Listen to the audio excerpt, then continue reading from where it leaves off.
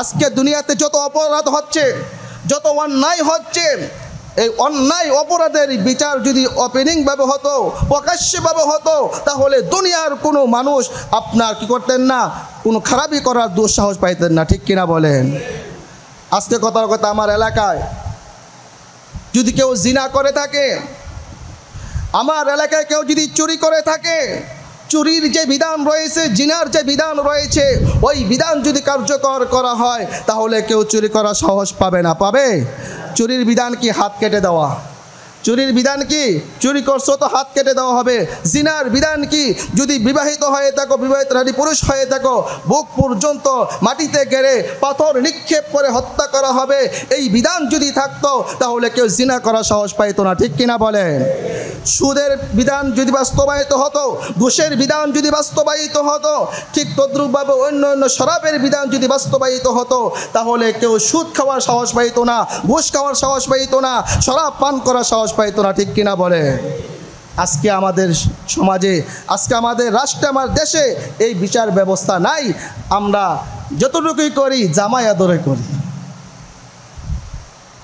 যদি আজকে প্রকাশ্যে করা হতো কেউ সাহস পাইতো না। যতটুকুই করা হয় অসই জেলখানার ভিতরে একবারে গোপনীয়তার সাথে, নিরাপত্তার সাথে। কিন্তু এই বিচারটা যদি আজকে জনসম্মুখে করা হতো, জনগণ দেখতো, আর খাইছে কি অবস্থা, এত কঠোরভাবে নির্মমভাবে হত্যা করা হচ্ছে, এত নির্মমভাবে শাস্তি দিয়ে তাকে মেরে ফেলা হচ্ছে, তাহলে প্রত্যেকটা মানুষের অন্তরে ভয় ঢুকে যেত। সে জিনা করার সাহস পাইতো না, মদ পান করার সে সাহস পাইতো না, মিথ্যা কথা বলার সে সাহস পাইতো না, ঘুষ খাওয়ার সে সাহস পাইতো না, সুদ খাওয়ার সে সাহস পাইতো না, শরাব পান করার সে সাহস পাইতো না, এবং একে অপরের উপর জুলুম করার সে সাহস পাইতো না। ঠিক কিনা বলে? আজকে ইহুদি খ্রিস্টান মুসলমানদের উপরে উঠে পড়ে লেগেছে।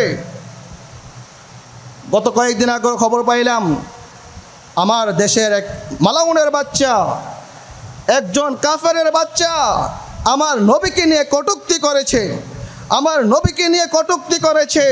আমাদের অন্তরে রক্তক্ষরণ হয়। আমরা আমার মার চেয়ে আমার রসুলকে বেশি মহাব্বত করি, আমার সন্তানের চেয়ে বেশি মহাব্বত করি, আমার স্ত্রীর চেয়ে বেশি মহাব্বত করি। মোট কথা পুরা পৃথিবীর সমস্ত মানুষের চেয়েও আমি আমার নবীকে বেশি মহাব্বত করি। ঠিক কিনা বলে? আজকে যারা আমার নবীকে নিয়ে গাদ্দারি করবে তাদেরকে বলতে চাই, এই মালাউনের বাচ্চারা, আমরা মুসলমানের সন্তান জীবিত থাকা পর্যন্ত তোমাদের এই জমিনে ঠাঁই হবে না। ঠিক কিনা বলে? আজকে আমাদের বাংলাদেশে কাফেররা জামাই আদরে চলতেছে, হিন্দুরা জামাই আদরে চলতেছে। হিন্দুদেরকে আমরা নিরাপত্তা দিচ্ছি, হিন্দুদের মঠ মন্দির আমরা নিরাপত্তা দিচ্ছি, অথচ তাকে দেখেন ইসরায়েল, দেখেন ভারতবর্ষ, দেখেন ভারতবর্ষ মুসলমানদেরকে কে নির্মমভাবে হত্যা করা হচ্ছে। ঠিক কিনা বলেন? আজকে আমরা ইসলাম শান্তির ধর্ম, ইসলাম সম্প্রীতির ধর্ম, ইসলাম ভ্রাতৃত্বের ধর্ম। ইসলাম কখনো জুলুম কি করে না, জুলুমকে আপনার সাপোর্ট করে না। ইসলাম কখনো শত্রুতাকে সাপোর্ট করে না। আজকে আমরা আমাদের দেশের আমরা কাফেরদেরকে কত সম্মান করতেছি, কত নিরাপত্তা দিচ্ছি। তাদের মন্দির দেখছেন আপনারা, আমাদের মাদ্রাসার হাজার হাজার ছাত্র তাদের মন্দির পাহারা দিয়েছেন, সাধারণ জনগণ তাদের মন্দির পাহারা দিয়েছেন। আজকে ভারতবর্ষে কাশ্মীরে হাজার হাজার মসজিদ ধ্বংস করা হচ্ছে, হাজার হাজার মাদ্রাসা ধ্বংস করা হচ্ছে, হাজার হাজার আমার মুসলমান ভাইদেরকে হত্যা করা হচ্ছে, আমার বোনদের ইজ্জত নিয়ে লুণ্ঠন করা হচ্ছে। ঠিক কিনা বলে? আমরা বলতে চাই, আমরা সরকার বাহাদুরকে বলতে চাই, ইউনূস সরকারকে বলতে চাই যে আপনি সরকারিভাবে এর একটা ব্যবস্থা করুন, সরকারিভাবে একটা ব্যবস্থা করুন। অন্যথায় আমরা মুসলমান জাতি ভারতের দূতাবাস আমরা ঘেরাও করতে বাধ্য হব। ঠিক কিনা বলে? সব কিছুর একটা সীমা আছে। কেন আপনি, মুসলমানরা কি অন্যায় করলো, মুসলমানরা কি অপরাধ করলো? আপনারা যেরকম ভারতের মানুষ, আমাদের মুসলমান ভাই তারাও তো ভারতের মানুষ, তারাও তো আপনার রাষ্ট্রের মানুষ, তারাও তো আপনার এলাকার মানুষ। তাদেরকে বসবাস করতে দেন, তাদেরকে শান্তিভাবে থাকতে দেন। প্রিয় হাজি, আমাদেরকে সোচ্চার হতে হবে, আমাদেরকে দোয়া করতে হবে, আল্লাহর কাছে বেশি বেশি দোয়া করতে হবে। আমরা দোয়াই করি না। আজকে আমাদের মা বোনদের ইজ্জত নিয়ে লুণ্ঠন করা হচ্ছে, আমাদের মা বোনদের ইজ্জত হনন করা হচ্ছে। আমাদের মুসলমান ভাইদেরকে গরুর মতন আপনার হত্যা করা হচ্ছে, জবাই করা হচ্ছে। আপনারা মিডিয়াতে দেখতেছেন না এগুলা সবার চোখের সামনে। সুতরাং আমাদের করণীয় হলো আমরা কি করব, আল্লাহর কাছে বিশেষভাবে দোয়া করব, আল্লাহ তুমি আমার মুসলমান ভাই বোনদেরকে হেফাজত করো। আর বিশেষভাবে আমাদের ইসলামী রাষ্ট্রগুলোর প্রতি আমাদের উদারতা আহ্বান, ইসলামী রাষ্ট্রপ্রধানদের প্রতি আমাদের উদারতা আহ্বান যে আপনারা এক হয়ে যান। মুসলমান যদি আজও এক হয়ে যায়, এই মুহূর্তে এক হয়ে যায়, দুনিয়ার কোনো কুফরি শক্তি, দুনিয়ার কোনো বাতিল শক্তি মাথা চাড়াতে উঠতে পারবে না। ঠিক কিনা বলেন? মুসলমানদের হুঙ্কার, বদরের ময়দানে কাফেররা পলায়ন করেছে।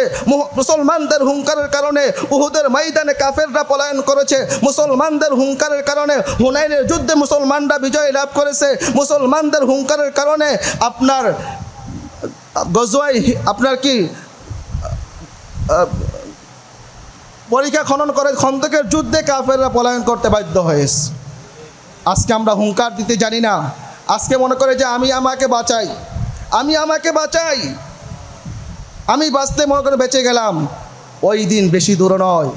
আজকে যদি আমরা এটা মনে করি, আরে আমার কাশ্মীরের মুসলমান মার খাচ্ছে কি হচ্ছে, আমার ফিলিস্তিনের মুসলমান মার খাচ্ছে কি হচ্ছে, চেচনিয়া বসনিয়া আর কানে মুসলমানরা মার খাচ্ছে কি হচ্ছে, সেই দিন বেশি দূর নয়।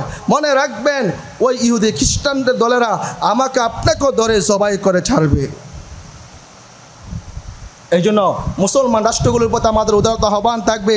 মিডিয়ার মাধ্যমে আমরা পুরো বিশ্বে ছড়িয়ে দিব যে এই মুসলমান, হে ইহুদি খ্রিস্টানদের দালালেরা, হে ইহুদি খ্রিস্টানরা, আমরা মুসলমান এক জাতি, আমরা মুসলমান এক হয়ে গেলাম, এক প্ল্যাটফর্মে চলে আসলাম।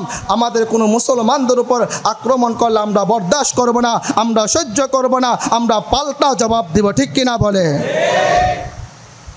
আর সাথে সাথে আল্লাহ তাআলার কাছে কাইমনি বাক্যে আমরা দোয়া করব, আল্লাহ তুমি আমাদের মুসলমান ভাই বোনদেরকে হেফাজত করো। আল্লাহ কাশ্মীরের মুসলমানদেরকে হেফাজত করো। আল্লাহ ফিলিস্তিনের মুসলমানদেরকে হেফাজত করো। আল্লাহ চেচনিয়া বসনিয়া আরাকানের মুসলমানদেরকে তুমি হেফাজত করো। আল্লাহ পুরা বিশ্বের মুসলমান যেখানে নির্যাতিত হচ্ছেন, যেখানে নিপীড়িত হচ্ছেন, মাওলা পুরা পৃথিবীর সমস্ত মুসলমানদেরকে মাওলা তুমি কুদরতিভাবে হেফাজত করো। সকলে বলে আমিন।